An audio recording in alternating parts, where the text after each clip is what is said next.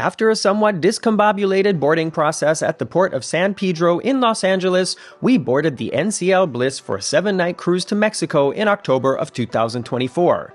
Our first day on board was a relaxing sea day, and our first port was Cabo San Lucas, and that's what we're going to look at today, as well as somebody being evacuated from the ship in a way I have yet to experience. I'm Morgan from the Very Unofficial Travel Guides. I've been making travel videos now for over 15 years of popular and not so popular tourist destinations to give you a very honest, unofficial look at what it's like to be there.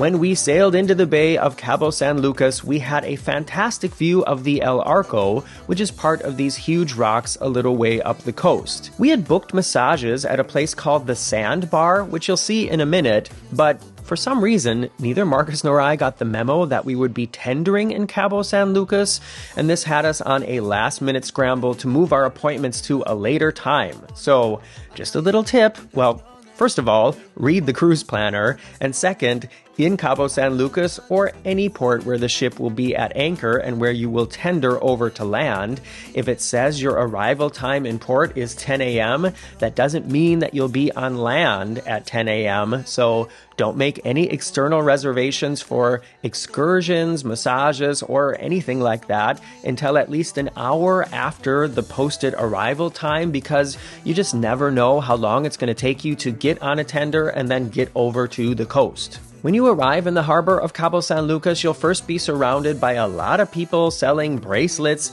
t-shirts, figurines, and wanting to take you on the best tour ever. Pretty chaotic.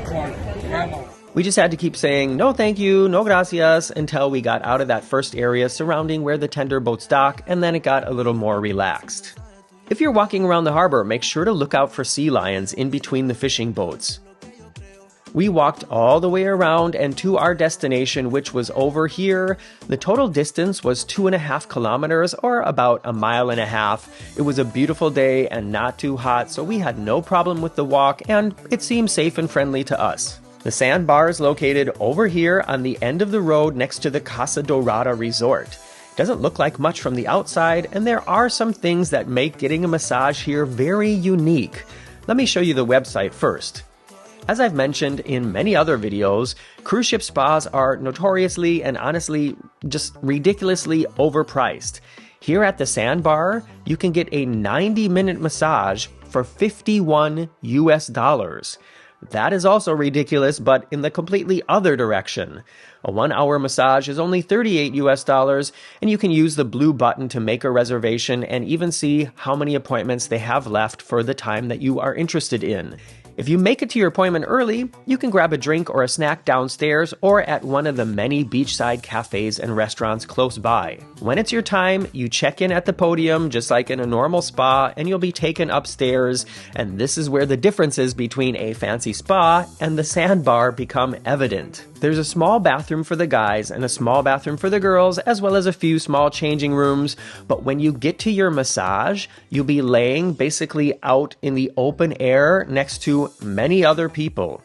Of course, as soon as you lay down and the massage starts, it really doesn't matter, but when you're getting there and getting up, you will see and be seen by others doing the same thing.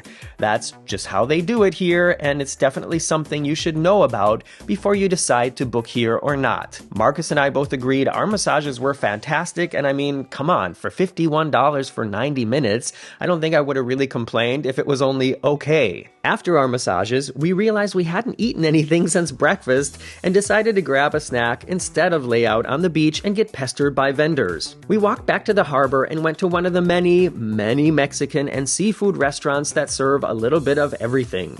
With a view of the harbor and a sea lion hanging out in the water, we munched on a huge plate of nachos and some so-so calamari, and also enjoyed a Jamaica cocktail and a beer as the sun began to set. From there, it was time to head back to the tender port and get back to the Bliss. One thing I really appreciate about cruising with NCL is they always offer wet towels and cold drinks when you get back to the port. It's just a nice little touch that makes you happy to be back. On our mini cruise back to the big cruise, we got more great views of the famous rocks and also of our ship. By the way, I have already posted a cabin tour from our so-called club balcony suite. So if you're curious about this special cabin category and if I would spend the money on it again, make sure to search for that video in my library. Then we were back on board, and when we were getting ready for dinner later that night, shortly after the ship started sailing away, we stopped. Marcus and I went out on the balcony to see what was going on, and this sightseeing boat pulled up to the side of the Bliss. The crew of the boat scrambled around frantically to align with the side of the ship, and we figured there must be some kind of emergency happening. I mean, I've seen pilots enter and leave the ship like this before, but this wasn't a pilot boat, and we just weren't sure what was going on until we saw the medical personnel with the gurney and figured, okay, yeah, somebody must be having a medical emergency here, and they need to get back to land ASAP. Make sure you have travel insurance, everyone, for reasons exactly like this. Good thing they were able to get the help when they needed, or that couldn't be provided on the ship, but man, how stressful must that have been for everyone involved, especially the sick person. There they go, and whoever it is, hopefully they're okay, and if they are okay, they're gonna have an amazing story to tell. That night, we went dancing under the stars at the Latin party in Spice H2O and followed the fun down to the nightclub after that before crashing into bed at probably about 10 minutes past midnight. We are just two wild and crazy 50-year-olds staying out that late, aren't we? Tomorrow, we explore the city of Mazatlan, a place that I learned from your comments a lot of people consider to be really shady and unsafe. If you want to see what we got up to and how we felt while we were there, make sure you're subscribed and check back next week. I'm Morgan from the Very Unofficial Travel Guides. See you soon. Me gusta.